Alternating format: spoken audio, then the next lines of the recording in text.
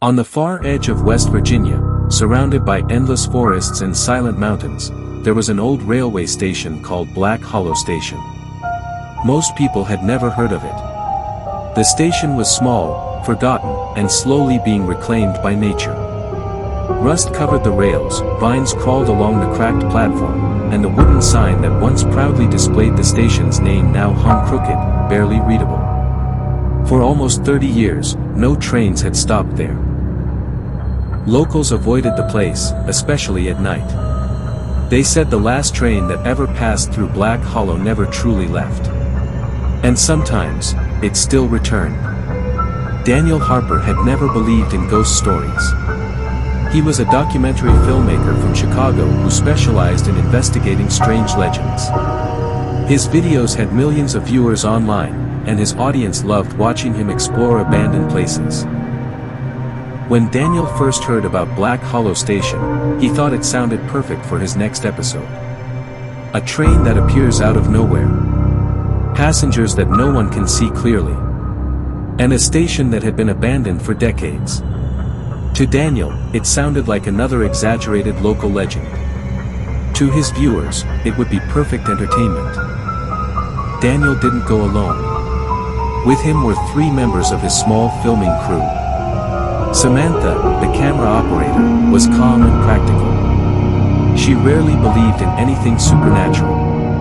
Kyle, the sound technician, loved horror stories but secretly hated being in dark abandoned places. And Marcus, the editor, had come along mostly out of curiosity. They arrived at Black Hollow Station just before midnight. The forest surrounding the station felt strangely quiet. No wind moved through the trees. No insects buzzed in the darkness. The silence felt unnatural. Samantha set up the main camera while Daniel stood in front of the cracked platform. "All right," Daniel said to the camera. "Tonight we're investigating the legend of Black Hollow Station. According to local stories, a mysterious train still arrives here after midnight, even though this railway hasn't been used in 30 years. Kyle shifted nervously beside the equipment. "You really think something's going to happen?"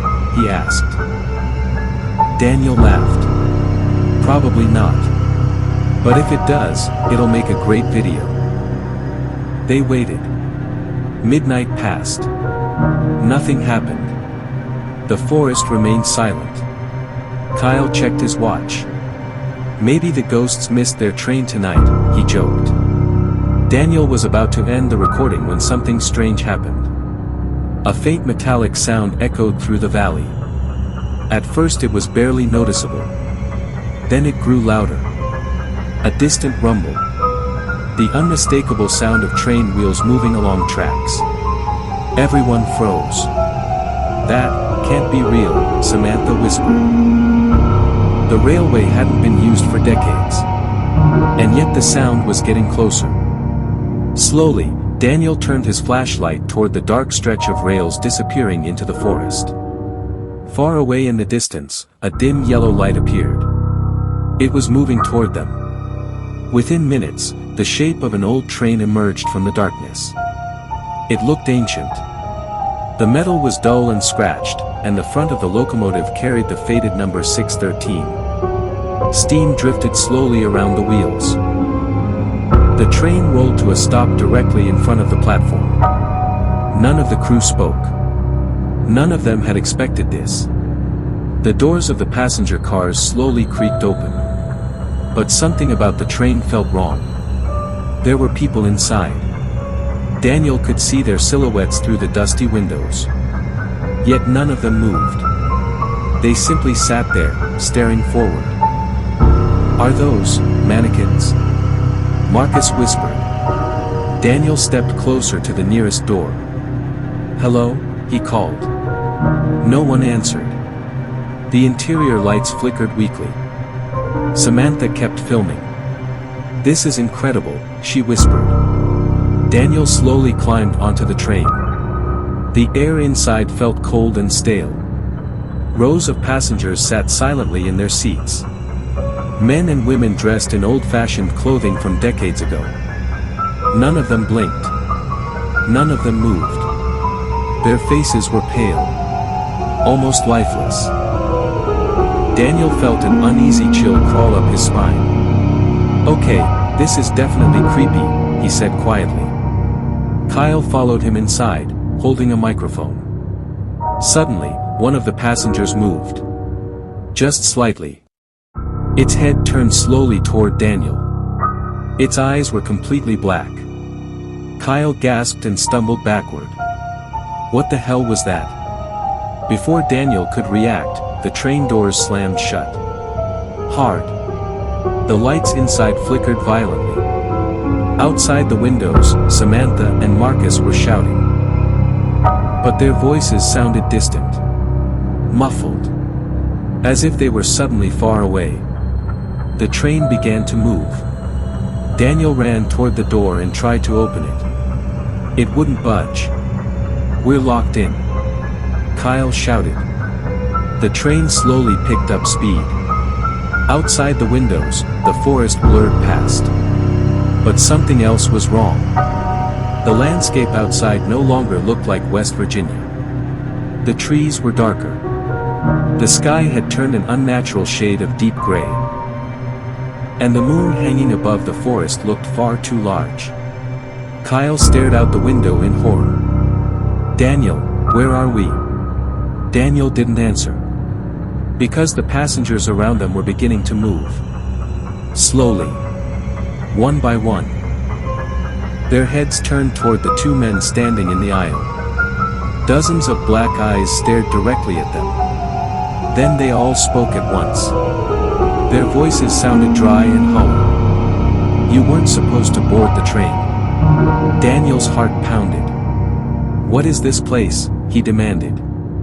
One of the passengers slowly stood. Its movements were stiff and unnatural. "This train carries the lost," it said.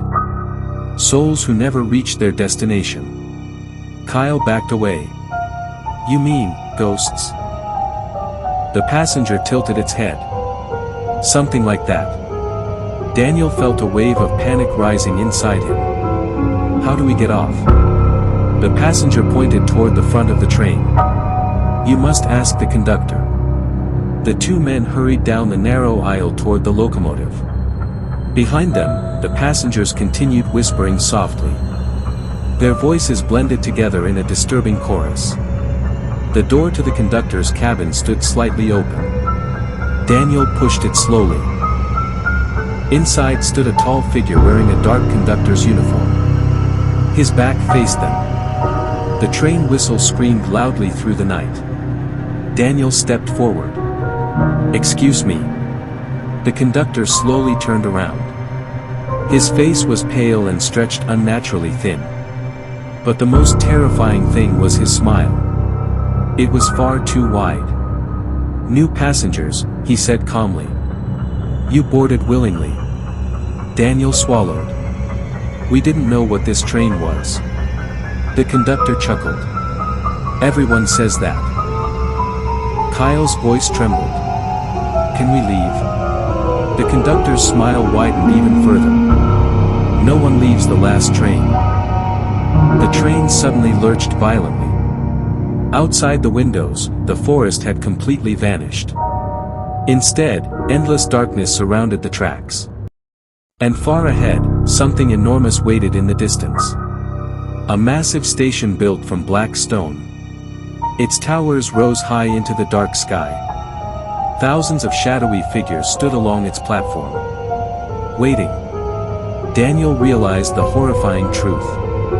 This train wasn't returning to Black Hollow. It was delivering passengers somewhere else. Somewhere no one ever came back from. Kyle grabbed Daniel's arm. "We have to stop the train." Daniel looked at the control panel beside the conductor. If they could reach it. But the conductor stepped forward, blocking their path. "You should return to your seats," he said softly. "The journey is almost over." Behind them, the passengers from the train cars had begun slowly walking forward. Their black eyes glowing faintly in the darkness. Daniel realized they were trapped. Completely. Unless they did something desperate. Without warning, Daniel grabbed a heavy metal lantern hanging from the wall and swung it at the conductor. The lantern struck the conductor's face with a loud crack. The figure staggered backward. Kyle rushed forward and pulled the emergency brake. The train screamed as metal scraped violently against the rails. Sparks exploded along the tracks. The train slowed. Then stopped. The doors burst open. Daniel and Kyle jumped from the train onto the cold ground below. Behind them, the passengers screamed in anger. The conductor's distorted voice echoed through the darkness. "You cannot escape the journey." Daniel grabbed Kyle's arm. "Run." They ran blindly into the endless darkness surrounding the tracks. Suddenly, the world around them twisted violently. The air seemed to ripple like water. Then everything went black. Daniel woke up lying on the platform at Black Hollow Station. The early morning sun was rising over the mountains. Samantha and Marcus were kneeling beside him. "Daniel, are you okay?" Samantha asked. Daniel sat up slowly.